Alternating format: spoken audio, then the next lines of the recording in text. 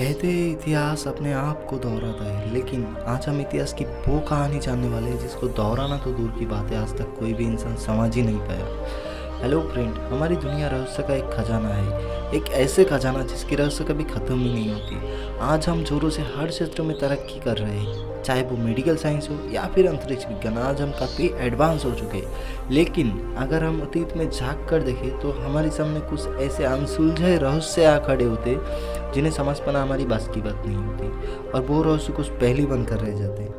इस वीडियो में हम जानेंगे एक ऐसी रहस्यमय किताब के बारे में जिसे आज तक कोई भी जिंदा इंसान पढ़ नहीं पाया। ये किताब एक प्याज की तरह है जिसका एक छिलका निकालने के बाद दूसरा सामने आ जाता है। ठीक उसी तरह ये किताब की एक रहस्य से पर्दा उठाते ही एक नया रहस्य सामने आ जाते हैं। 20वीं सदी में एक अमेरिकन बुक डीलर था जिसको अलग अलग तरह की बुक्स का कलेक्शन करना बहुत ही ज़्यादा पसंद था। उसने 1912 में एक किताब खरीदी। उस किताब की खास बात ये थी कि उस किताब में क्या लिखा है कोई नहीं जानता था। वो किताब कौन सी भाषा में लिखा है ये भी कोई नहीं जानता था। यहाँ तक कि उस किताब का क्या नाम है और किस मकसद से लिखी गई ये भी कोई नहीं जानता था। जब वाल्फ्रेड वॉयनिस ने इस किताब को खरीदी तब से इस किताब को वॉयनिस मैन्युस्क्रिप्ट नाम से जाना जाने लगा। समय गुजरता रहा और वॉयनिस इस किताब में लिखी भाषा को डिकोड करता रहा, और एक समय आया जब वॉयनिस की मौत हो गया। वॉयनिस ने अपने पूरे ज़िंदगी इस किताब को समझने में लगा दिया, लेकिन वो इस किताब को समझना तो दूर की बात है, इस रहस्य के करीब भी नहीं आ सका। अब वाल्फ्रेड वॉयनिस की ज़िंदगी का एक मकसद बन गया कि उस किताब में क्या लिखा था और उस किताब किस बारे में लिखा था, इस रहस्य से पर्दा उठाना। वॉयनिस की मौत के बाद इस किताब को येल की लाइब्रेरी में डोनेट कर दिया गया। बाद में आज के समय के बेहतरीन क्रिप्टोग्राफर ने इस किताब को मॉडर्न टेक्नोलॉजी से डिकोड करने की कोशिश किया। आमतौर पर आर्मी या कोई सीक्रेट एजेंसी अपने खुफिया जानकारी को सीक्रेट रखने के लिए क्रिप्टोग्राफी का बहुत ही ज़्यादा इस्तेमाल करता है। आपको बता दें कि क्रिप्टोग्राफी एक तरह का मेथड होता है जिसमें किसी खुफिया जानकारी को कोड और सिंबल की तरह इनक्रिप्ट किया जाता है। तो क्या वॉयनिस मैन्युस्क्रिप्ट में भी कोड्स और सिंबल की मदद से किसी खुफिया जानकारी को छुपाया गया, जिसमें 240 पेजों में 1,70,000 से भी ज़्यादा कैरेक्टर मौजूद है, और साथ ही इसमें हाई डेफिनेशन चित्र भी मौजूद है।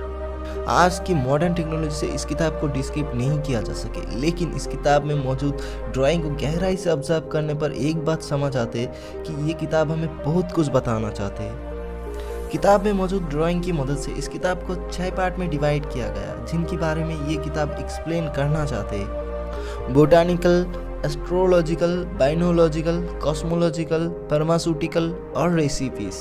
इसमें कुछ ड्राइंग तो ऐसे हैं जिन्हें देखकर लगता है कि ये रियलिटी से इंस्पायर होकर बनाया गया, जैसे कि ये प्लांट रियल लाइफ में भी एग्जिस्ट करता है। लेकिन अब सवाल ये है कि इस प्लांट की ड्राइंग आखिर इस बुक्स में क्यों है? क्या इन प्लांट से मेडिसिन बनाने का सीक्रेट इस किताब में छिपी है या फिर कोई और वजह है? इसमें एस्ट्रोलॉजी से रिलेटेड जडिया चार्ट मौजूद है और तारों के भी चार्ट मौजूद है, लेकिन कोई नहीं जानता इस चार्ट का मतलब क्या है और आखिर ये क्या बताना चाहते हैं। इसमें कुछ इमेजेस तो ऐसे हैं जिनको अगर मोशन में दिखाए तो वो ऑप्टिकल घटना बन जाता है। आखिर इस किताब में मौजूद प्लांट और एस्ट्रोलॉजिकल सिंबल का क्या मतलब हो सकता है? इसमें कुछ ड्राइंग ऐसे भी है जिसमें लड़कियां हरे पानी में नहा रहा है। क्या ऐसे वो नेचुरल ब्यूटी को पाने के लिए कर रहा है या बढ़ते उम्र में जवान देखने के लिए कर रहा है?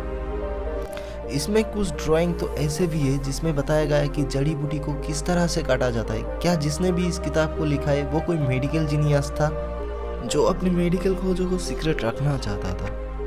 वैसे तो इस किताब पर किसी भी ऑथर के बारे में नहीं लिखा था, लेकिन एक बार खुद वाल्फ्रेड वॉयनिस ऑथर के बारे में कुछ ऑब्जर्व किया।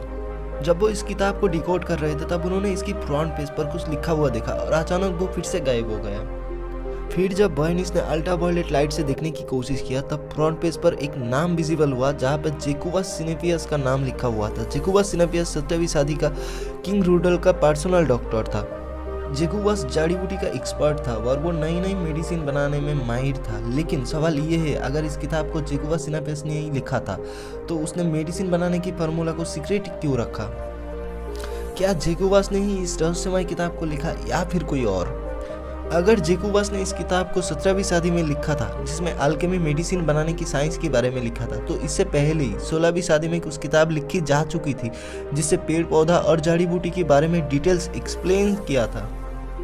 और पहले से ही मौजूद किताब में प्लांट की ड्राइंग इस मैन्युस्क्रिप्ट से भी ज़्यादा बेहतर था। वॉयनिस मैन्युस्क्रिप्ट की ड्राइंग जेकोबस के समय से पहले मौजूद किताब की ड्राइंग से ज़्यादा पुराना लग रहे थे।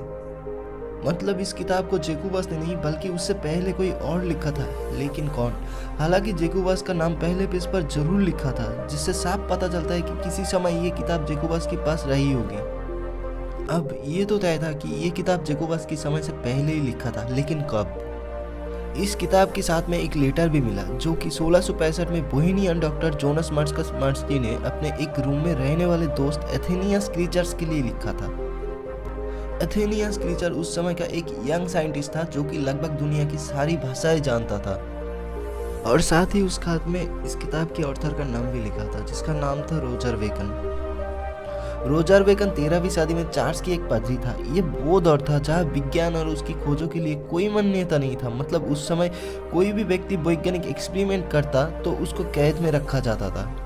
उस समय सिर्फ और सिर्फ बाइबल में लिखी बातें माना जाता था। रोजर बेकन भले ही एक पादरी था, लेकिन उनकी रुचि साइंस में था और वो इस यूनिवर्स की रहस्य को समझना चाहता था। उन्होंने ऑप्टिकल घटना जैसे रेनबो कैसे बनता है इसके बारे में डिटेल में एक्सप्लेन किया था। उन्होंने प्रकाश की रिफ्लेक्शन और रिफ्रैक्शन के बारे में भी बताया था, जिनके लिए चार्ल्स ने उन्हें जेल में भी डाला था। रोजर बेकन एक छोटा मैग्नीफाइंग ग्लास भी बनाया था। इत्तेफाक से द वॉयनिस मैन्युस्क्रिप्ट की कुछ ड्राइंग ऐसे भी है जिनको सिर्फ और सिर्फ माइक्रोस्कोप से ही देखा जा सकता था। क्या ये हमारी आंखों से छिपी हुई दुनिया की तस्वीरें, जिन चीज़ों को केवल माइक्रोस्कोप से ही देखा जा सकता है? रोजर बेकन ने एक मैग्नीफाइंग ग्लास जरूर बनाया था, लेकिन क्या उनकी लेंस इस काबिल था कि किसी छोटी ऑब्जेक्ट को ज़्यादा मैग्नीफाई कर पाए? और क्या रोजर बेकन ने चार्ल्स के डर से अपने द्वारा खोजा गई चीज़ को एक ऐसी लिपि में लिखा जिसको चार्ल्स कभी समझ ही ना पाए? अब लोग ये मानने लगे कि कहीं इस किताब को लियोनार्दो दा विंसी ने तो नहीं लिखा था, क्योंकि लियोनार्दो दा विंसी रहस्यमय पेंटिंग बनाने के लिए जाने जाते थे। एक साइंटिस्ट रिचर्ड सेंटा क्लोमा ने वॉयनिस मैन्युस्क्रिप्ट पे काफ़ी रिसर्च किया। उन्होंने देखा कि इस बुक में जिस तरह की माइक्रोस्कोपिक इमेजेस है, उन ऑब्जेक्ट को सिर्फ और सिर्फ एक पावरफुल माइक्रोस्कोप से ही देखा जा सकता है। और इस तरह की माइक्रोस्कोप के आविष्कार तो 17वीं सदी में हुआ था। मतलब साफ था कि 13वीं सदी में ऐसी टेक्नोलॉजी नहीं थी कि इस तरह की ऑब्जेक्ट का डिटेल इमेज बनाया जा सके। तो क्या रोजर बेकन भी इस किताब के ऑथर नहीं थे? अब लोग यही मानने लगा कि कहीं ऐसा तो नहीं है कि वाल्फ्रेड बर्निस ने पैसा कमाने की लालच में आके इस तरह की रहस्यमय किताब लिखी जिसको कोई समझ ही ना पाए। जब आधुनिक टेक्नोलॉजी से इस किताब पर रिसर्च किया तो पाया कि किताब को हाथ से इस तरह से लिखा गया कि इसमें कोई भी एरर नहीं है। मतलब इसमें ऐसे कोई भी ट्रेसेस नहीं मिले जिसमें लगे कि किसी भी वर्ड को ओवरराइट किया या फिर मिटाकर दोबारा लिखा हो। साथ ही इसकी इंक क्वालिटी को भी चेक किया गया तो पाया कि ये बुक जिस तरह की इंक से लिखा गया उस तरह की इंक के इस्तेमाल 15वीं और 16वीं सदी में किया जाता था और इसकी पन्ने जानवर के चमड़े से बनाए थे। अब लोग ये मानने लगे कि कहीं इस किताब को लियोनार्दो दा विंसी ने तो नहीं लिखा, क्योंकि लियोनार्दो दा विंसी रहस्यमय पेंटिंग बनाने के लिए जाने जाते थे, जिनमें से मोनालिसा पेंटिंग उनकी सबसे रहस्यमय पेंटिंग रही है। तो क्या वॉयनिस मैन्युस्क्रिप्ट के ऑथर भी लियोनार्दो दा विंसी ही थे? जब 2009 में इस किताब को कार्बन डेटिंग किया गया तो उसने सबको चौंका दिया और बताया कि इस किताब को 1404 से 1438 के बीच में लिखा गया था। मतलब साफ था कि इस किताब को ना तो जेकोबस सिनापेस ने लिखा था, ना ही रोजर बेकन ने, ना ही लियोनार्दो दा विंसी ने और ना ही वाल्फ्रेड बर्निस ने। अब सवाल फिर से वही था, आखिर इस किताब को किसने लिखा, क्यों लिखा और कब लिखा था? हालांकि इस किताब में एक छोटी सी कड़ी जरूर मिला है। इस किताब में एक ऐसी ड्राइंग है जो कि रियलिस्टिक लगता है, जिसमें टावर, दीवार और बुर्ज मौजूद है। इस तरह की इमारत सबसे पहले नॉर्थर्न इटली में मौजूद था। तो इससे ये तय है कि इस किताब को नॉर्थर्न इटली में लगभग 1420 में लिखा गया। क्रिप्टोग्राफर आज भी इस किताब के रहस्य को समझने में लगा है, लेकिन आज तक कोई भी इस किताब में मौजूद कोड को डिकोड नहीं कर पाया। ये वैज्ञानिक किताब अपने आप में एक बहुत ही बड़ा रहस्य है। हो सकता है इस किताब को डिकोड करने पर हमें साइंस के बारे में कुछ महत्वपूर्ण जानकारी हाथ लगे जो कि हमारे विकास को और तेजी में आगे बढ़ाए। खैर, हम फिलहाल के लिए सिर्फ उम्मीद कर सकते हैं कि ये किताब जल्दी ही डिकोड हो जाए। वैसे यार, ये मेरा पहला ही वीडियो है। अगर ये वीडियो आपको अच्छे लगे तो लाइक, शेयर एंड सब्सक्राइब करके बेल आइकन को जरूर दबाएं। हम आपसे मिलते हैं अगली वीडियो में। तब तक के लिए स्टे हैप्पी, स्टे कूल।